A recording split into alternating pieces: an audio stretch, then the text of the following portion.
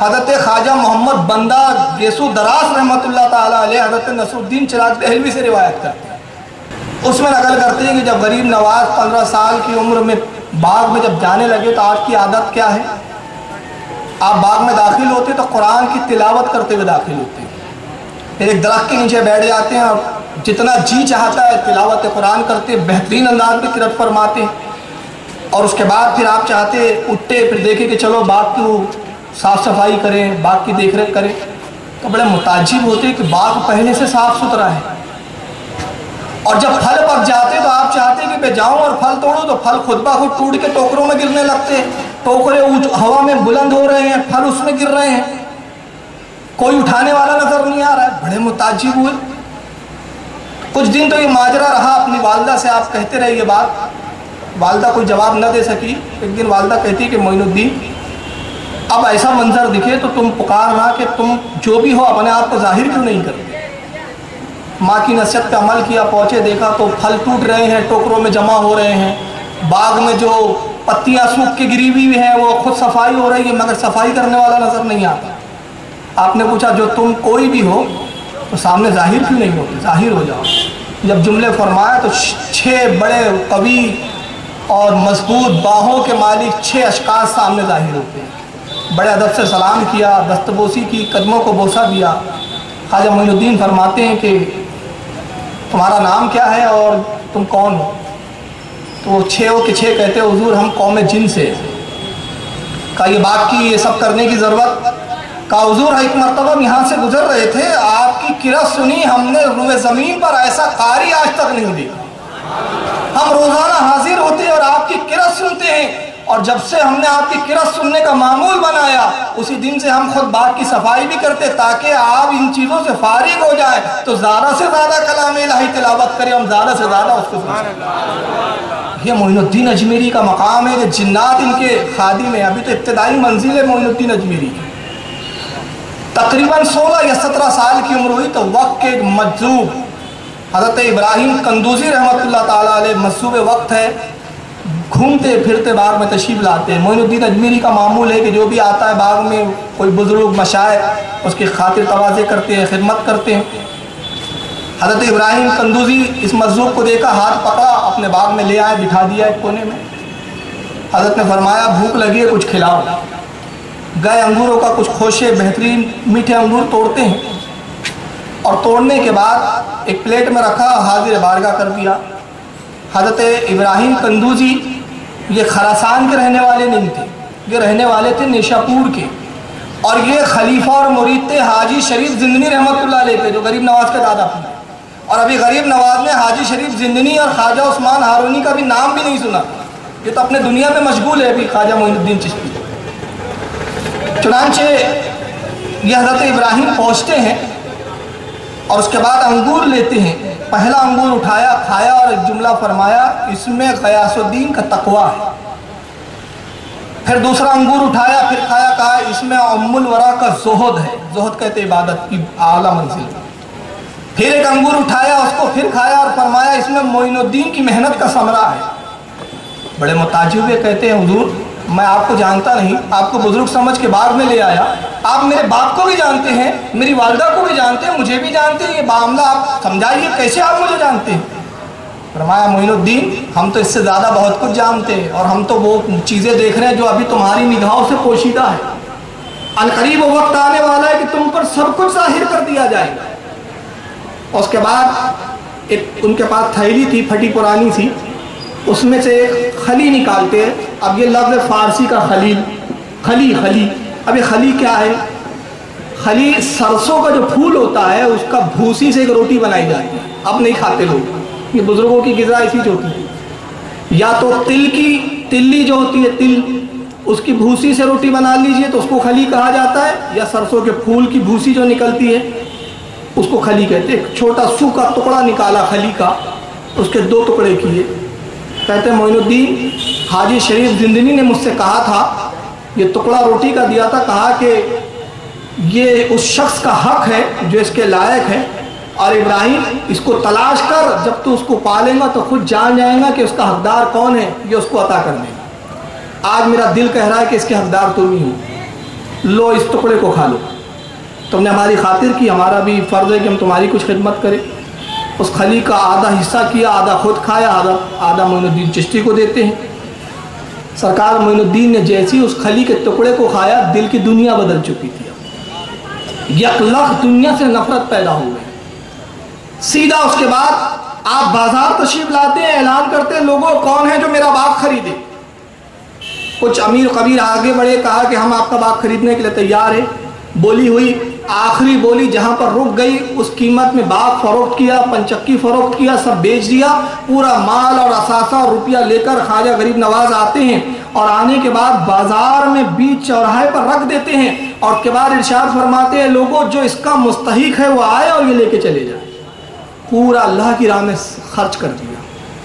यहाँ से बात और एक जहन मिलता है कि बुजुर्गियत की इब्तिदा तर्क दुनिया से शुरू होती है और ये नामुमकिन है कि कोई ऐशो इशरत में भी रहे और समझे कि मैं अल्लाह का वली हुआ, मैं बुजुर्ग हूँ। ये मुमकिन नहीं है। एक म्यान में दो तलवार नहीं रह सकती। इसके लिए मैं एक हवाला भी दे देता हूँ, मैं हवाले से बात करता हूँ। अवारिफुल मारिफ, ये किताब है हज़रत ख्वाजा सोहरवर्दी रहमतुल्लाह ताला अलैह। ये किताब वो है जो बारगाह गौसे आजम में पेश की गई है। तसव्वुफ की वो मारकतुल आरा किताब है अवारिफुल मारिफ, अल्हम्दुलिल्लाह मेरे पास मौजूद है वो किताब। जो दिलचस्पी रखते हैं उसका मुताला करें। निज़ामुद्दीन औलिया फरमाते हैं, ख्वाजा निज़ामुद्दीन औलिया, जिसने अवारिफुल मारिफ नहीं पढ़ा उसने तसव्वुफ की ते को भी नहीं समझा। और आप अपनी मजलिस में दर्द देते रहे। अवारिफुल मारिफ में शेख शहाबुद्दीन सोहरवर्दी रहमतुल्लाह अलैह क्या फरमाते हैं, विलायत के 100 दर्जे हैं, विलायत के 100 दर्जे हैं। हर दर्जे की इब्तिदा तर्क दुनिया से शुरू होती है, दुनिया को छोड़। तो आप देखेंगे जितने औलिया गुजरे हैं, जब वो विलायत की मंजिलों पे कदम रखते हैं तो सबसे पहले दुनिया तर्क करते हैं। और सिलसिले चिश्तिया को अगर आप देखें, ख्वाजा हजरत इब्राहिम इब्ने अदहम है, ये बल्ख के बादशाह थे और शहंशाह थे। जब दुनिया को और तख्त को ठोकर मारी विलायत की आला मंजिल पर फायद हुए।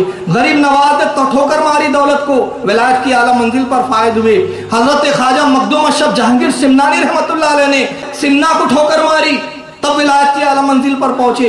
ये सिलसिले चिश्तिया की कड़ी मिलेंगी कि इस सिलसिले में अपने वक्त के ताजदार भी हैं, अपने वक्त के शहंशाह भी हैं, मगर जब विलायत की मंजिलों पर कदम रखते हैं तो पहले दौलत और दुनिया को ठोकर मारते हुए नजर आते। सब कुछ फरोख्त किया और उसके बाद आप खरासान से निकलते हैं। जब खरासान से आप निकले, एक वादी में आप इबादत कर रहे हैं और ये ज़माना वो है, हज़रत गरीब नवाज की उम्र 17 साल है उस वक्त जब आपने बाग फरोख्त करके। हज़रत गौसे आज़म रज़ियल्लाहु ताला अन्हु ज़ईफ़ी का वक्त है। और यहाँ एक बात और बता दूँ कि सरकार गौसे आज़म और ख्वाजा मोइनुद्दीन चिश्ती रहमतुल्लाह ताला अलैह रिश्तेदार है। किस तरह से हज़रत गौसे आज़म मामू होते हैं ख्वाजा गरीब नवाज, और रिश्ता क्या है, सरकार गरीब नवाज की वालदा उम्मुल वरा सगी चचाजाद बहन है गौसे आज़म की, सगी चचाजाद बहन, इस निस्बत से मामू है। कि खरासान में जिन दिनों सरकार गरीब नवाज रियासत और मुजाहिदी की मंजिलों से गुजर रहे थे, उसी ज़माने में सरकार गौसे आज़म ने बगदाद में मिंबर पर ऐलान फरमाया, मेरा ये कदम दुनिया के तमाम औलिया की गर्दन पर है, मेरा ये कदम तमाम अल्लाह के वलियों की गर्दनों पर है। जैसे ही ये ऐलान फरमाया, अल्लाह ताला ने ख्वाजा हज़रत गौसे आज़म की आवाज़ को तमाम औलिया तक पहुँचाया। खरासान में मोइनुद्दीन अजमेरी के कानों में वो आवाज़ जाती है, और जब आवाज़ पहुँची तो दुनिया में जितने औलिया थे सब ने कहा, बेशक आपका कदम हमारे कांधों पर है, सद्दक़ता या शेख, आपने सच फरमाया, आपका कदम हमारे कांधों पर। मगर आप गरीब नवाज और मोइनुद्दीन अजमेरी की फर्माबरदारी पे कुर्बान जाएं। आप झुकते हैं हद्दे रुकू और हद्दे सजदा तक, और उसके बाद एक जुमला फरमाते हैं, ऐ शेख आपका कदम मेरी गर्दन पर नहीं बल्कि मेरे सर पर, मेरी आंखों पर, मेरी पलकों पर। जब ये जुमला फरमाया, खरासान कहाँ है, बगदाद कहाँ है, बहुत मीलों का फासला है।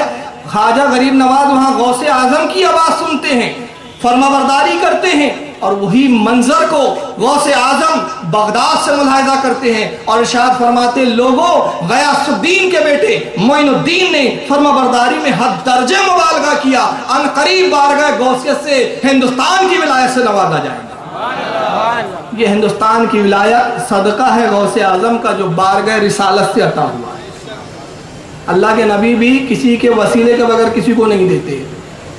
वसीला है या गौसे आजम अता करने वाले हैं रसूल आजम। खरासान की इन वादियों से आप निकल कर और उसके बाद आगे सफ़र और दूसरे इलाकों की तरफ निकलते कि उलूम बातिनी और ज़ाहिरी को मज़ीद इजाफा किया जाए। रास्ते में आप जा रहे हैं, हज़रत ख्वाजा गरीब नवाज़ एक मकाम पर दो शख्सों से मुलाकात होती है। उन्होंने सलाम किया, कहा कि ऐ मुसाफिर, हम भी मुसाफिर हैं, हमारे पास कोई चीज़ सामान नहीं है, हम भूखे हैं, भूख से मर रहे हैं, आपके पास रोटी हो तो दे दीजिए। सरकार गरीब नवाज़ के पास जो कुछ उस वक्त मैसर था, खाने की अशिया, सब कुछ उनको दे दी। तो वो दोनों नौजवान कहते हैं कि ऐ शख्स, ऐ मुसाफिर, तुमने खाना तो खिला दिया लेकिन आगे के सफ़र हमें और करना है, हमारे पास कुछ रुपये पैसे नहीं है, ज़रूरत महसूस होंगी, अगर तुम्हारे पास कुछ रकम हो तो वो भी दे दो। सरकार गरीब नवाज ने पूरी रकम भी दे दी। वो दोनों रकम लेते और हंसते और उसके बाद कहते हैं कि नौजवान तू पागल मालूम होता है, खाना भी पूरा दे दिया, माल भी पूरा दे दिया, अब बगैर ये जाने कि हम कौन हैं, अब दे दिया तो सुन, हम इस एरिए में, इस इलाके के डाकू हैं, हम यहाँ लोगों को लूट लेते हैं। उन्होंने तो खुद ही अपने आप को लुटवा दिया। अब आगे सफ़र कैसे करोगे? जब तुमने दौलत दे दी, खाना दे दिया, तो ये ख्याल नहीं किया कि आगे तुम्हारा क्या होगा। आप फरमाते इसकी फिक्र ना करो, जो अल्लाह रब्बुल इज़्ज़त इस वीराने में मेरे ज़रिए तुम्हें रिस्क दिला सकता है, क्या वो मुझे फरामोश कर देगा? वो कैसे मुझे फरामोश करेगा? मुझे इसकी कोई परवाह नहीं। जैसे उन्होंने सुना, कहा मोइन, तुम्हारा नाम क्या है? कहा मोइनुद्दीन। कहा मोइनुद्दीन, आज से हम तुम्हारे हाथ पे तौबा करते हैं, अफसोस कि हमने अब तक खुदा की रहमत को पहचाना ही नहीं। ये दो डाकू, ये पहले तायब है जो सरकार मोइनुद्दीन के हाथ पे तौबा करते हैं। और फिर तौबा करने वालों का तो इतना सिलसिला है कि उसका हाथा मुहर्रिक और कोई मुसन्निफ कर ही नहीं सका है आज तक, इतना तौबा करने वालों का है। खरासान से निकल कर आप बगदाद पहुँचते हैं, सरकार गौसे आजम से मुलाकात हुई और उलमा फरमाते हैं, मशाइख उज़्ज़ाम लिखते हैं कि 2 माह सरकार गौसे आजम की खुसूसी सोहबत में आपने गुजारा, और इन 2 माह में क्या क्या नवाजिशात हुई वो तो आप देने वाला जाने और लेने वाला जाने। बगदाद से सफ़र करके निशापुर तशरीफ लाते, ख्वाजा उस्मान हारूनी की बारगाह में हाजिर हुए और हाजिर होने के बाद कहते हुजूर अपने गुलामी में कबूल कीजिए, मुझे बैत फरमा लीजिए, इसलिए कि कुरान अजीम का हुक्म है, या अय्युहल्लज़ीना आमनुत्तकुल्लाह वब्तगू इलैहिल वसीला, ईमान वालो अल्लाह से डरो और उसकी राह में वसीला तलाश करो, मुझे वसीला चाहिए आपका। आजकल लोग बोलते हैं यार पीरी मुरीदी की क्या ज़रूरत है। एक सवाल है, मैं कहता हूँ यार हमसे मत पूछो, गौस पाक से और गरीब नवाज से पूछो, इनको पीर की क्या ज़रूरत है। अरे जब इन इल्म के हिमालों को ज़रूरत है तो हम जैसे फटीचरों को ज़रूरत नहीं है पीर की, हमको भी ज़रूरत है भाई। और कुरान का हुक्म है वसीला तलाश करो। तो इस आयत पे मैं अमल करने के लिए आपकी बारगाह में हाजिर हो गया हूँ, मुझे मुरीद फरमाइए, बैत फरमाइए। आज के पीर साहब होते तो अरे ऐलान करो हम आए हैं, मुरीद हो जाओ। वो उस वक्त के पीर थे, आज के पीर नहीं थे। तो आपने कहा हमारे यहाँ रियाजतें हैं, मुजाहिदे हैं, उसके बाद फिर बैत किया जाता है, हम ऐसे नहीं करते मुरीद। हुजूर फ़कीर तैयार है, हाथ पकड़ा, एक वीरान में लेकर आते जंगल में, और एक रिवायत है कि कुठिया में बिठाया अपने हुजरे की, मोइनुद्दीन यहाँ इबादत करो, रियाजत करो, 100 विसाल के रोज़े रखो। 100 विसाल के रोज़े क्या है? खजूर को दे दिया गया है, सहरी में चाटना रख दो, इफ्तार में चाटना रख दो, खाना नहीं है। यह 100 विसाल और ये बेमुद्दत होता है।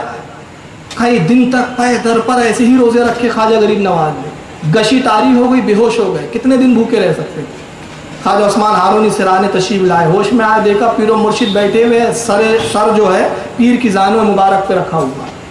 आंखें खोली, खजूर अपने हाथ से खिलाई, पानी अपने हाथ से पिलाया। मोइनुद्दीन तुम्हारा चिल्ला ख़त्म हुआ, आज अब हम तुम्हें बैत करेंगे। हाथ पकड़ा और उसके बाद फिर लेके चलते बगदाद आते हैं। बगदाद में अब ये वाक़या किसी आलिम ने नहीं लिखा, किसी मुसन्निफ ने नहीं लिखा, इसके लिखने वाले खुद गौस हज़रत गरीब नवाज है। ये किताब है दलीलुल आरिफीन, में इसकी झलक दिखा देता हूँ। इसकी जैसी ही किताब खोलिए, पहले सफ़े पर अपने मुरीद होने का ही वाक़या लिखा है, शुरुआती वहीं से की है। फरमाते हैं अबू लैस समरकंदी रहमतुल्लाह अलैह की मस्जिद में, बगदाद की जो मस्जिद है वहाँ लेकर आते हैं, बिठाया और उसके बाद फरमाया मोइनुद्दीन वज़ू करो, 2 रकात नमाज पढ़ो। कहते हैं कि मैंने पीर व मुर्शिद की हुक्म की तामील की, वज़ू किया, 2 रकात नमाज पढ़ी। उसके बाद फरमाया कुरान अज़ीम की सबसे छोटी सूरत कौन सी है जो अल्फाज के एतबार से मुख्तसर हो और मायने और मफाहिम के एतबार से वसी हो? हुज़ूर सूरह इखलास। फरमाया पढ़ो। कितना पढ़ूँ? 1000 मरतबा। 1000 मरतबा जब मोइनुद्दीन ने सूरह इखलास पढ़ा, फरमाते मेरे मुर्शिद ख्वाजा उस्मान हारूनी ने अपनी 2 उंगलियों को आगे किया। मोइनुद्दीन मेरी उंगलियों के दरमियान देखो, क्या देख रहे हो? आप फरमाते पीरो मुर्शिद इन 2 उंगलियों के दरमियान अर्श आजम को मैं देख रहा हूँ। कहा फिर 1000 मरतबा सूरह इखलास पढ़ो। फिर सूरह इखलास की तिलावत करवाई गई। फिर उंगली सामने लाई जाती है, देखो क्या देख रहे हो? हुजूर अजमत हिजाब देख रहा हूँ। फिर 1000 मरतबा दूर सूरह इखलास पढ़ो। फिर तिलावत करवाई गई। फिर उंगलियों को आगे किया गया, क्या देख रहे हो? हुजूर तहतुस्सरा देख रहा हूँ। फिर से 1000 मरतबा सूरह इखलास पढ़ो, क्या देख रहे हो? फिर उंगलियां आगे की जाती है, और जब उंगलियों के दरमियान मोइनुद्दीन अजमेरी देखते हैं 4थी मरतबा, कहते हुजूर 18000 आलम अब आंखों के सामने रोशन हो चुके हैं। दुनिया माफिया की कोई ऐसी शय नहीं जो मेरी निगाह से छूट गई। मैं सबको जानता हूँ और सबको देख रहा हूँ। ये तो मोइनुद्दीन अजमेरी का इल्म का आलम है। नबी पाक सल्लल्लाहु अलैहि वसल्लम के इल्म का क्या आलम है? नबी पाक सल्लल्लाहु अलैहि वसल्लम के इल्म का तो अंदाजा ही नहीं है। सारे लफड़े, सारे झगड़े आला हजरत ने एक शेर में हल कर दिए, एक शेर में। और वो शेर क्या है? जब ना खुदा ही छुपा तुम पे करोड़ों दूंगा, और कोई गैब क्या तुमसे नया हो भला, जब ना खुदा ही छुपा तुम पे करोड़ों दूंगा। चुनांचे पीरो मुर्शिद की खिदमत में 20 साल का अरसा गुजारा। अब 20 साल कैसी खिदमत की? ये 20 साल ख्वाजा गरीब नवाज ने पीरो मुर्शिद ख्वाजा उस्मान हारूनी की ऐसी खिदमत की कि सर पर खाने का कभी हंडा होता या कभी पानी का हंडा होता, और आप सफ़र में साथ होते। इस तरह खिदमत की पीरो मुर्शिद ने। फिर खूब नवाजा। कुछ दरमियान के मैं वाक़या छोड़ रहा हूँ। 20 साल की सोहबत के बाद पीरो मुर्शिद मक्का मौज़मा लेकर पहुँचते हैं। खाने काबा का तवाफ़ हुआ। तवाफ़ होने के बाद ख्वाजा उस्मान हारूनी ने हाथ पकड़ा मोइनुद्दीन का और हजर अस्वद के पास लाते हैं। और हजर अस्वद के पास लाने के बाद अर्ज़ करते हैं मालिक कायनात, मोइनुद्दीन को मैं तेरी बारगाह में तेरे हवाले करता हूँ। खाने काबा से आवाज़ आती है, हमने तेरे मुरीद मोइनुद्दीन को कबूल किया और खूब अच्छी तरह कबूल किया। फिर हाथ पकड़ा, और हाथ पकड़ के अपने साथ फिर मदीना मुनव्वरा लेकर पहुँचते हैं। जब मदीने की हाजिरी हुई, बारगाह रिसालत में हाजिर होते हैं। जैसे ही रोज़े रसूल पर निगाह पड़ी, फिर मुर्शिद ने कहा मोइनुद्दीन, मोइनुद्दीन रसूलुल्लाह का रोज़ा नजर आ रहा है, सलाम करो और अच्छे अलकाब के साथ सलाम करो। ख्वाजा गरीब नवाज अर्ज़ करते हैं अस्सलामु अलैकुम या सैयदुल मुरसलीन, ऐ मुरसलीन के सरदार आप पर सलाम हो। कब्र अनवर से जवाब आता है वालेकुम अस्सलाम या सुल्तान बहरुबर, ऐ खुशकी और तरी के सुल्तान, ऐ खुशकी और तरी के शहंशाह, तुझ पर भी हमारी तरफ से सलाम। अब यहाँ पर एक जुमला बड़ा तारीखी जुमला है, और वो जब जुमला मैंने पढ़ा, बख्तियार काकी ने जो नकल किया जिस जज्ब और कैफ के साथ और जिस सुरूर के साथ, तो मैं उस पर एक नुक्ता मेरे उस वक्त जहन में आया, वो अर्ज़ कर देता हूँ। ख्वाजा उस्मान हारूनी उस वक्त एक जुमला फरमाया जब बारगाह रिसालत से जवाब आता है कि मोइनुद्दीन तुझ पर भी हमारा सलाम हो सुल्तान बहरबर। उस वक्त ख्वाजा उस्मान हारूनी फरमाते मोइनुद्दीन आज तू दर्जा कमाल को पहुंचा है। क्या जुमला है? गौर करें आप। आज तू दर्जा कमाल, जो कमाल का आखिरी दर्जा होता है, आज तू पहुंचा है। ये तो 20 साल बाद का वाकया है। मैं ताज्जुब में पड़ गया। जब इब्तिदाई मुलाकात थी 18,000 आलम रोशन थे, तो दर्जे कमाल पर जब पहुंचे तो क्या क्या रोशन था? ये तो इब्तिदाई मंजिल थी ना। वो जब 20 साल पहले जब मुरीद किया तो 18,000 आलम दिखाए जा रहे हैं, और 20 साल के बाद कहा जा रहा है तू आज दर्जे कमाल पे पहुंचा, तो उस वक्त क्या मंजिल होगी? उसी वक्त बारगाह रिसालत से हुक्म होता है मोइनुद्दीन हिंदुस्तान की विलायत तुम्हें अता की जाती है। हिंदुस्तान जो कुफरिस्तान है, हिंदुस्तान जहाँ कुफ्र शिर्क हो रहा है, वहाँ जाओ और अल्लाह के बंदों को अल्लाह की तरफ बुलाओ, इस्लाम की तरफ बुलाओ, तबलीग करो और उन्हें इस्लाम की तरफ रागिब करके उनको जन्नत के रास्ते पर गामज़न करो। अब यहाँ से हुक्म रसूल लेकर ख्वाजा गरीब नवाज आते तो फ़ौरन हिंदुस्तान तो नहीं पहुँच गए। हुक्म रसूल के बाद अजमेर आने तक का ये दरमियानी अरसा 7 साल का अरसा है। 7 साल लग गए। अब इन 7 सालों में कहाँ कहाँ क्या क्या हुआ?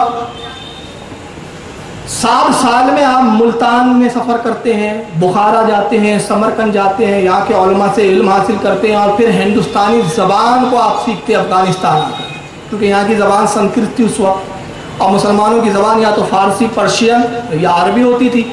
तो यहाँ के तो नहीं समझेंगे। सरकार गरीब नवाज ने अफ़गानिस्तान आके फिर हिंदुस्तानी ज़बान को सीखा। उन दिनों हिंदुस्तान में जो अजमेर पे हुकूमत थी, अजमेर जाने का हुक्म हुआ, और रिवायतें ये भी कहती है, बाद उलमा ने ये भी लिखा है कि अजमेर की ज़मीन भी ख्वाजा गरीब नवाज को दिखाई गई बारगाह रिसालत। चुनांचे वहाँ से जब आप निकलते हैं तो उस वक्त अजमेर की जो हुकूमत थी वो पृथ्वीराज चौहान की थी, आप जानते हैं। लेकिन मैं चंद वो बातें अर्ज़ करना चाहूँगा जो शायद आपने नहीं सुनी है। बाकी चीज़ें तो बहुत सारी सुनते रहते हैं उलमा इकराम से। मेरी कोशिश होती है कि मैं नए गोशे लाऊँ और नई चीज़ें, नई तहकीक के सामने रखूँ। पृथ्वीराज की माँ थी, वो अपने वक्त की बहुत बड़ी काहिना थी, बहुत बड़ी जादूगर थी, इल्म नजूम पे महारत थी। उसने इल्म नजूम के बल पे जान लिया था कि एक फ़कीर हिंदुस्तान में आएगा और वो मेरे बेटे पृथ्वीराज चौहान की हुकूमत की ईंट से ईंट बजा देगा। चुनांचे एक दिन वो सो रही थी, हड़बड़ा के ख्वाब से बेदार होती है। पृथ्वीराज को बुलवाया गया, कहती है बेटा मैंने एक बड़ा भयानक सपना देखा है, ख्वाब देखा है, फ़ौरन दरबार मुनक्किद करो। दरबार मुनक्किद हुआ। ये महारानी आती है जिसका नाम सबीता तारीख में बयान किया गया। सबीता नाम था इसका, पृथ्वीराज की माँ। महारानी आती है और आने के बाद उसने कहा कि तुम सब जानते हो कि मैं इल्म नजूम की माहिर हूँ, ज्योतिषी विद्या में मुझे कमाल है, और मैंने अपनी ज्योतिष से ये पता लगाया है कि हिंदुस्तान की तरफ एक फ़कीर आ रहा है, ये आएगा और ये हमारे मज़हब को तबाह बर्बाद कर देगा, मेरे बेटे पृथ्वीराज की हुकूमत की ईंट से ईंट बजा दी जाए। लिहाजा मैं चाहती हूँ कि उसको रोका जाए, अपनी आप तकबीरें बयान करो। उसी मीटिंग में अजय पाल एक बहुत बड़ा जादूगर भी बैठा हुआ है। ये जादूगर वो है जो हुकूमत से जिसको नवाजा जाता है, तनख्वाह दी जाती है। पृथ्वीराज चौहान उसको बड़ा मानता था। एक बहुत बड़ा महंत, एक बहुत बड़ा महात्मा जो इनके नज़दीक बहुत बड़ा इनका पुजारी जिसका नाम राम प्रकाश है, वो भी बैठा हुआ है। चुनांचे सब दरबार में बैठे हुए हैं। तो राम प्रकाश खड़ा होता है, कहता है कि महारानी साहिबा मैं माफ़ी चाहता हूँ, आपने बताया कि एक फ़कीर आ रहा है, तो एक फ़कीर हमारी इतनी बड़ी हुकूमत को कैसे तबाह कर सकता है? एक फ़कीर से डरने की क्या बात है? हमारे 2-4 सिपाही जाएंगे, उसे कत्ल कराएंगे। कहा खामोश, तुझे नहीं मालूम उस फ़कीर में कितनी रूहानी क़ुव्वतें हैं। अगर पृथ्वीराज की पूरी फौज भी इसके मुकाबले में आ जाए तो उस पर गालिब नहीं आ सकती। उसको अगर मारा जा सकता है तो सिर्फ धोखाबाजी और फरेब से ही मारा जा सकता है। चुनांचे एक वहां पर एक और बैठा हुआ है महंत, वो खड़ा होता है जिसका नाम भूटान है। भूटान और ये इलाका तो वहाँ के भूटान के बहुत बड़े ये जादूगर थे। वो कहता है कि मेरे पास एक विद्या है, ऐसे आर्टिस्ट लाए जाएं जो किसी का हुलिया बताए तो तस्वीर बना सके। जैसे आज भी होते हैं ना पुलिस डिपार्टमेंट में, ऐसे लोग हुलिया बताता है कि मुजरिम ऐसा था, ऐसा तो बना लेते स्केच करके। तो मैं ऐसी विद्या जानता हूँ कि मैं आँख बंद करूँगा तो उस फ़कीर को मैं देख लूँगा, मैं हुलिया बताऊँगा, उसकी तस्वीर बना ली जाए, चारों तरफ उस तस्वीरों को फैला दिया जाए और ऐलान कर दिया जाए जो शख्स इस शख्स को गिरफ्तार कर ले और उसको कत्ल कर दे उसको इनाम दिया जाए। 4 मुसव्विर, 4 तस्वीर बनाने वाले हाजिर किए गए। भूटान बैठता है, उसने अपनी चालू की तपस्या जो भी उसका गुण था और उस गुण के हिसाब से उसने आंखें बंद की और ख्वाजा गरीब नवाज की शक्ल सूरत उसकी निगाहों के सामने आती है। हुलिया बताता है, चारों मुसव्विर इसके बताए हुए हुलिये के मुताबिक तस्वीर बनाते हैं। जब चारों तस्वीर मिलाई गई तो आलम यह था कि चारों तस्वीर एक जैसी ही थी और गरीब नवाज की तस्वीर थी। उस तस्वीर की फिर बहुत सारी फ़ोटो की गई और वो फैला दी गई मुख्तलिफ कस्बों में, मुख्तलिफ सरहदों में कि इस फ़कीर को जहाँ पाओ फ़ौरन कत्ल करो। पृथ्वीराज ने बहुत बड़ा इनाम का ऐलान किया। राम प्रकाश ये जो बहुत बड़ा महंत है और बहुत बड़ा जादूगर है, ये तन्हा सरकार गरीब नवाज की खोज में निकलता है, तलाश कर रहा है, मारे मारे फिर रहा है। अचानक एक दिन इसकी नज़र पड़ती है, मुल्तान की सरहद पर मुलाकात होती है, तस्वीर निकाली, देखा अरे यही तो फ़कीर मालूम होता है। हुलिया बदला और हुलिया मुसलमानों की तरह बनाया। वैसे ये पंडित लोग वैसे भी दाढ़ियाँ रखते थे, कुर्ता पायजामा पहन लिया, टोपी पहन लिया। हुलिया मुसलमानों का बनाता है और ख्वाजा गरीब नवाज के इर्द गिर्द घूमता रहता है, मंडलाता रहता है। और इस दरमियान में खंजर उसने जहर में बुझा के तैयार किया। जब पूरी तैयारी हो गई तो मुसलमान बन के हज़रत ख्वाजा गरीब नवाज की खिदमत में जाता और कहता है कि हुज़ूर आपकी बारगाह में मैं हाजिर हुआ हूँ, मुरीद होना चाहता हूँ, मुरीद फरमा लीजिए। हज़रत मुस्कुरा के फरमाते हैं कि वो महल का जो प्लान है उसके मुताबिक अमल क्यों नहीं करता? इंतजार किस बात का है? महारानी ने जो तुझे हुक्म दिया, पृथ्वीराज ने जो इनाम का ऐलान किया, उस पर अमल क्यों नहीं करता ताकि इनाम पा ले? बस जैसी जुमला सुना बदन पे थरथरी कांपने लगी, बगल में खंजर छुपाया था, खंजर गिर पड़ा। कहता हुजूर आपने कैसे जान लिया? कहा ये छोड़, ये तो मेरे रब ने मुझे ये इल्म दिया है। कहा जिस रब ने आपको ये इल्म दिया कि उस राज को आप जान ले, तो जो आपके आका रसूलुल्लाह है उनको क्या इल्म दिया होगा? इस्लाम सच्चा मजहब है, हाथ बढ़ाइए कि मैं इस्लाम में दाखिल हूं। ये राम प्रकाश पहला फर्द है जो हिंदुस्तान की सरजमीन का जो इस्लाम कबूल करता है, और सरकार मोइनुद्दीन इसका नाम ज़ियाउर रहमान तजवीज़ फरमाते हैं। उसको फिर उसको मुरीद फरमाया, अपने साथ लेकर फिर हिंदुस्तान के मुख्तलिफ इलाकों में सैर करते हुए लाहौर की सरजमीन पर तशरीफ लाते हैं। अब ये आपका खादी में खास बन चुका है, नाम ज़ियाउर रहमान है, अब राम प्रकाश नहीं है। दाता गंज बख्श लाहौरी हिंदुस्तान में बहुत पहले आ चुके थे। उसके बाद ज़ियाउर रहमान को साथ लिया, अपने लाहौर की सरजमीन पर आते और 2 महीने हज़रत दाता गंज बख्श लाहौरी, जिनका नाम था अली हुजूरी, इनका नाम दाता नहीं है, इनका नाम है हज़रत अली हुजूरी रहमतुल्लाह ताला अलैह, इनके रोज़े पर चिल्ला करते हैं। जिस जगह हज़रत मोइनुद्दीन ने चिल्ला किया था, आज भी लाहौर की सरजमीन पर वो चिल्ला वैसे ही महफूज रखा गया है, और वहाँ लोग ज़ियारत करते हैं, फ्यूज़ व बरक़ात लेते हैं। 2 माह जब चिल्ला कशी से आप फारिग हुए, तो इन 2 माह में क्या चिल्लों में आपको मिला, वो दाता गंज बख्श जाने और लेने वाला मोइनुद्दीन जाने। जब वहाँ से आप फारिग हुए तो आपने बेसाख्ता दाता गंज बख्श लाहौरी की मज़ार पर एक फ़ारसी ज़बान में शेर कहा, वो शेर मैं पढ़ता हूँ, और वो शेर उसके बाद ही जो गरीब नवाज ने जो जुमले कहे, दाता गंज बख्श लाहौरी का लक़ब बन गया। वो शेर ये था, आप फरमाते हैं, गंज बख्श फैज़ आलम मजहर नूर खुदा। गंज बख्श, गंज किसको कहते हैं? गंज कहते हैं जहाँ बहुत चीज़ें ज़ख़ीरा करके रखी जाती है, जैसे बोलते हैं ना ये अनाज का गंज, यानी जहाँ बहुत सारा अनाज रखा जाता हो, ये फला चीज़ का गंज, जहाँ बड़ी चीज़। तो आप कहते हैं कि सरकार दाता गंज बख्श लाहौरी अली हुजूरी का मकाम वो है कि ये फैज़ का ख़जाना है। गंज बख्श ये बख्शिश का ख़जाना है, गंज बख्श फैज़ आलम, जिसका फैज़ पूरे आलम पर फैला हुआ है, मजहर नूर खुदा, जो अल्लाह के नूर का मजहर है। नाकिसा रा पीर कामिल, कामिला रा रहनुमा, ये वो है जो नाकिसों को पीर कामिल बनाते हैं और पीर कामिलों के रहनुमा हैं। ये अशार उन्होंने वहाँ पढ़े, और इसी को डॉक्टर इकबाल ने, जिनको ये शेर से तकलीफ हो, कुछ लोगों को क्या है ये ऐसे चीज़ों से बड़ी तकलीफ होती है, यार ये वली को तुमने क्या से क्या बना दिया। तो डॉक्टर इकबाल को बहुत लोग मानते हैं, तो डॉक्टर इकबाल क्या कहते हैं ज़रा सुन लीजिए। इसी मजमून को, इसी चीज़ को डॉक्टर इकबाल ने अपने दीवान में, कल मैं डॉक्टर इकबाल के वो शेर भी सुनाऊंगा इंशाल्लाह, जो गरीब नवाज की शान में इकबाल लिखा है, और फतवा लगाना है तो इकबाल पे लगाए। इकबाल कहता है, सैयदे हुजूर मखदूम अमम मरकदे ऊ पीरे संजरा रा हरम। ये डॉक्टर इकबाल के तासुरात हैं। तो वहाँ से जो फ्यूज़ व बरक़ात लेके आप निकलते लाहौर से निकल कर आप दिल्ली का सफ़र फरमाते हैं। अब दिल्ली में दरमियान का एक शहर पड़ आता है पटियाला, अभी भी मौजूद है, वही नाम है, नाम भी नहीं बदला। पटियाला में आपने क़याम फरमाया सरकार गरीब नवाज ने। वहाँ पर एक पुजारी रहता था, और वो पुजारी जो है उसको मालूम हुआ, इस तक भी खबर पहुँच चुकी थी, पृथ्वीराज चौहान के जासूस पहुँचा चुके थे कि ऐसा ऐसा फ़कीर हिंदुस्तान में आ चुका है, जहाँ देखो कत्ल कर दो। वो पुजारी सरकार गरीब नवाज के मुकाबले के लिए निकलता है कि ये शख्स, उसके अपने इल्म से पता चला कि वो फ़कीर मेरे इलाके में आया पटियाला में, कहा ये यहाँ आएगा तो यहाँ मुसलमान बनाएगा और यहाँ के लोगों को इस हमारे मदद से हटा देगा। पहुँचा, और पहुँचने के बाद कहता है कि मोइनुद्दीन तुम्हारा ही नाम है? कहा हाँ।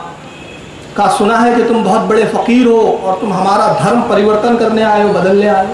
आपने फरमाया कि मैं पैगाम मोहब्बत सुनाने आया हूँ, मेरा पैगाम मोहब्बत है, जहाँ तक पहुँचे मेरा पैगाम तो मोहब्बत है, मैं किसी को बदलने नहीं आया हूँ। तुम मुझे देखो, परखो, और तुम्हारे समझ में आए तो खुद बदल जाओ। तो उसने कहा कि आप पहले मुझसे मुकाबला कीजिए। तो कहा कि किस तरह का मुकाबला? कहा भी आप पे जाहिर हो जाता है। ये कहकर वो हवा में उड़ा। मैं यहाँ एक बात बताना भूल गया, क्योंकि बहुत सारी चीज़ें मुझे छोड़नी पड़ रही है, चाह रहा हूँ कि बहुत कुछ समेटूँ।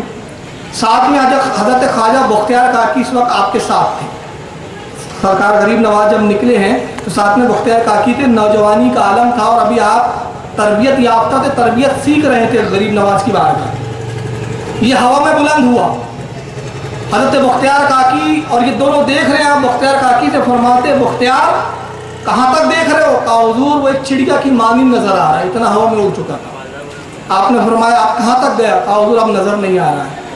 फरमाया उसे आवाज़ दो। उसे आवाज़ दिया, पुजारी नीचे उतारा, वो नीचे आता है। कहा ये दिखा के तू क्या बताना चाहता?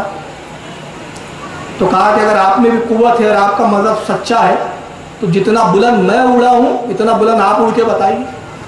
तो सरकार गरीब नवाज मुफ्ता के फरमाते हैं कुतुबुद्दीन बख्तियार काकी की तरफ, कुतुबुद्दीन इसको पस्ती और बुलंदी सिखा दो, इसे बताओ पस्ती क्या होती है और बुलंदी क्या होती है।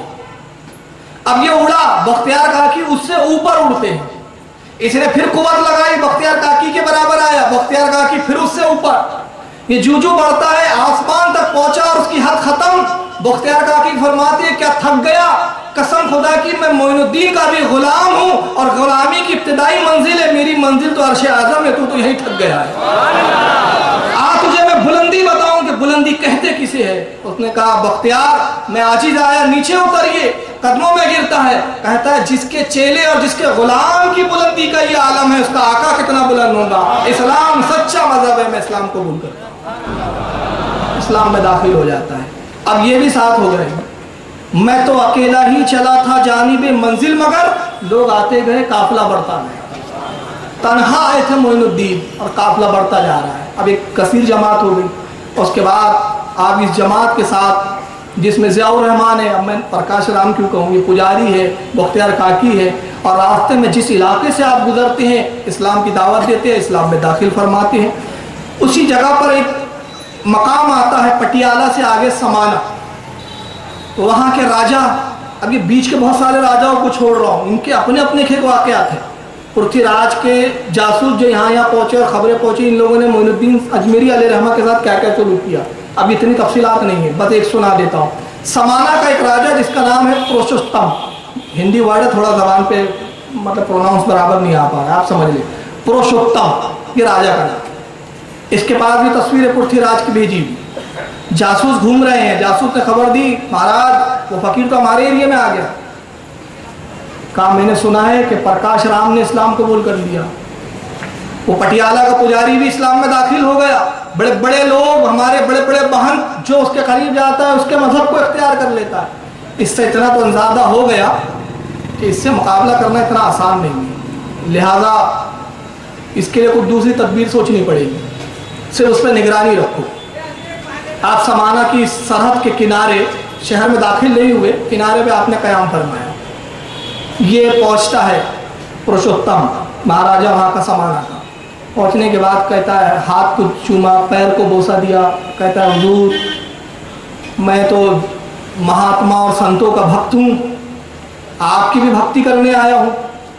हुजूर आप मेरे इलाके में तशरीफ़ लाए, मेरी आदत है, मेरा दस्तूर है कि जो भी मेरे इलाके में आता है मैं उसकी खातिर तवाज़े करता हूँ। जो भी महात्मा आता है मुझे शर्म आती है कि आप मेरे इलाके में खाना अपना खाते हैं, लिहाजा आज से आप मेरे महल चलिए, क़याम कीजिए, खाना मेरा खाइए, मेरी शोभा बढ़ाइए। आपने फरमाया हम फ़कीर महलों में क़याम नहीं करते, हम अल्लाह के इस शामियाने के नीचे ही सुकून में सर हमें आता है। कहा हुजूर, फिर इसरार किया, नहीं माने तो उसने कहा अच्छा कम अज़ कम इतनी इजाज़त दीजिए कि मैं आपको खाना तो पेश कर सकूँ। तो आपने फरमाया अच्छा ठीक है, इसकी इजाज़त।